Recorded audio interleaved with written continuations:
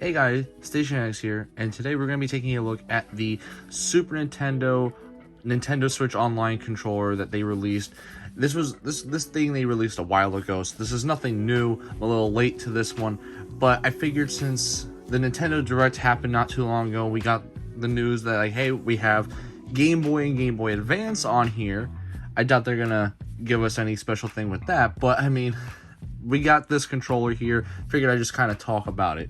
And so the only one I'm missing at this point would be the Sega Genesis one, because I have the N64, as you guys know, and I have the Famicom, which is basically the same as the NES, and I did eventually get those like actual NES controllers. But this was kind of like the last one that I was missing that's Nintendo. And so we're going to open this up here today. I also have the 8-bit do ones, as you guys also may know. So, well, I can probably just tell you right away that without even opening this thing, that if you have something like this already, this probably isn't really that worth it to you. I see this as mainly being used for stuff like, obviously besides the Super Nintendo Online, would be mainly used for the like as far as other games, Mario Maker. So without further ado, let's just get right into the unboxing. So of course this matches with all the other ones. Here's all the info on the back here if you want to pause and take a look at that. Got a little ding in the box here, but regardless, let's just open this up. Same packaging as before.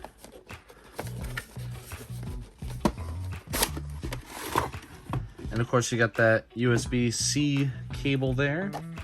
And here we have the Super Nintendo controller.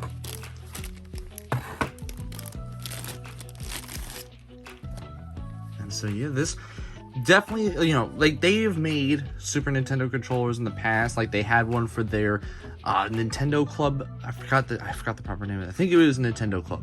They did that for the Nintendo Club, where you got like a Wii version of this thing. Like you were able to plug it into the bottom of the Wii remote and play it like that, because they did have Super Nintendo games available on the Wii Shop. But they also had the Super Nintendo Classic, which I also did a review on as well. And this basically feels the same as that. So, I mean, this doesn't like make me go, wow, this is really cool, like how it used to, because they kind of re-released this controller so many times. And so it, like, the NES one to me was really cool just because like you could just slide that in and go good. This one it's only one controller. You can't slide it onto the Switch itself. So I mean they couldn't, because of the fact that they had these buttons on top of here, so I don't blame them for doing that. But I mean, I don't know, it's just like a regular Super Nintendo controller, although this is, I think, the first time it was wireless, and it's like an official Super Nintendo wireless controller, so I think that's pretty neat. And so, yeah. I mean, I don't think there's really anything much different other than that. And I mean, comparing it to this thing, obviously you don't have these guys, you don't have this or this, but yeah, I mean, there we go. Now, I'm going to sync this up and I'm going to show you what it looks like when you have this synced up to your Nintendo Switch. Alright, so now that we got the Switch set up here, we're going to just sync this up and see. Now, you as you can see here, this has the picture of the Super Nintendo fully rendered on there. So just like the NES and the Famicom and all that, it's the exact same on there.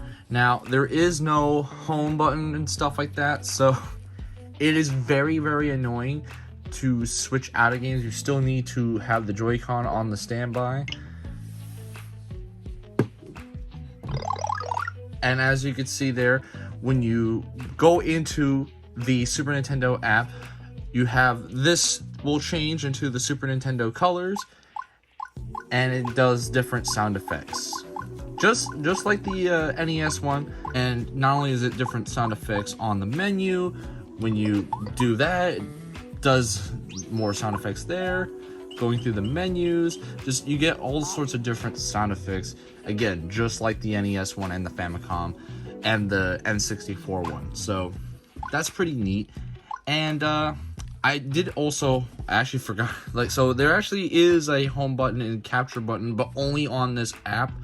So, like, you could do this, and you could see the stuff there, but when I go into a different game, it doesn't do its thing. It doesn't do the home button or capture or whatever. But you could do it on here at least. So at least when you're in this app, it's not that hard to really navigate through the stuff. But yeah, that's basically it. It's not a very long review here. I just wanted to show it off a little bit since they were basically adding more stuff to the Nintendo Switch Online, which I always love when they do that.